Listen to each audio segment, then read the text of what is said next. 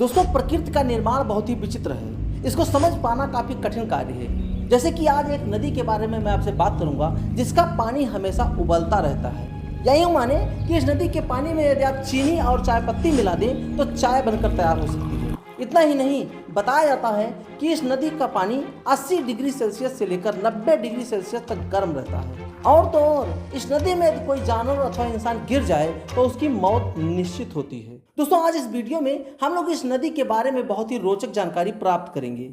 तो आइए इस वीडियो में आगे बढ़ते हैं। दोस्तों, अमेज़न जंगल दुनिया का सबसे बड़ा जंगल माना जाता है। इस जंगल को पृथ्वी का फेफड़ा भी कहा जाता है क्योंकि धरती पर कुल जितना ऑक्सीजन है उसका लगभग 20% ऑक्सीजन इस जंगल से प्राप्त होता है। अमेज़न जंगल लगभग 9 देशों में फैला हुआ है, जिसमें एक देश पेरू भी है। अब अगर आप मैप को देखेंगे तो पेरू देश दक्षिणी अमेरिकी महाद्वीप में स्थित है, जो दक्षिणी प्रशांत महासागर से सटा हुआ है। पेरू में ही वह खतरनाक नदी प्रवाहित होती है।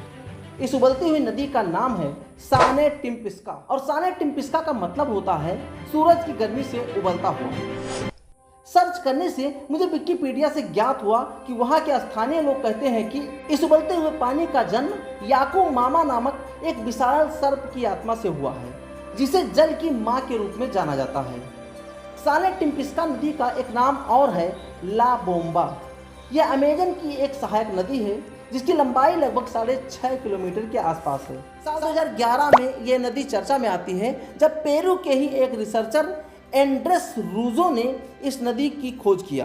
कहा जाता है कि एंड्रेस रूजो के दादा ने एक कहानी सुनाई जिसमें उन्होंने इस उबलती हुई नदी के बारे में चर्चा किया। अब रूजो ने इस नदी के बारे में रिसर्च करना प्रारंभ कर दिया। सबसे पहले रूजो ने पेरू देश का एक थर्मल मैप तैयार किया और फिर उसी के हिसाब से रिसर्च करना प्रारंभ किया। इस नदी के दोनों तटों पर सघन जंगलों का लगभग 60 फीट मोटी दीवार है, और इसी सघन जंगल के दीवार के कारण ही रूजो के पहले के लोग इस नदी के बारे में शायद कम जानकारी प्राप्त कर सके। अब हैरानी की बात यह है कि इस बॉइलिंग नदी के आसपास कोई भी ज्वालामुखी पर्वत भी नहीं है, जिससे इस नदी के उबलते हुए पानी के बारे में कुछ अनुमान लगाया जा सके। फिलहाल एंड्रेस रूजो के अनुसार यह एक फॉल्ट लीड हाइड्रोथर्मल फीचर है, जिसके कारण इस नदी का पानी इतना गर्म है। दोस्तों, रूजो ने अपनी पुस्तक the boiling river adventure and discovery in the Amazon में लिखा है कि यह नदी प्रकृति का आश्चर्य है। उसके उबलते हुए पानी के बारे में अभी तक कोई ठोस कारण नहीं मिला है। हालांकि वैज्ञानिक इस विषय पर लगातार शोध जरूर कर रहे हैं कि इसका पानी इतना गर्म क्यों है। दोस्तों, आपको क्या लगता है इस बॉइलिंग रिवर का रहस्य क्या हो सकता है? हमें कमेंट जरूर करें।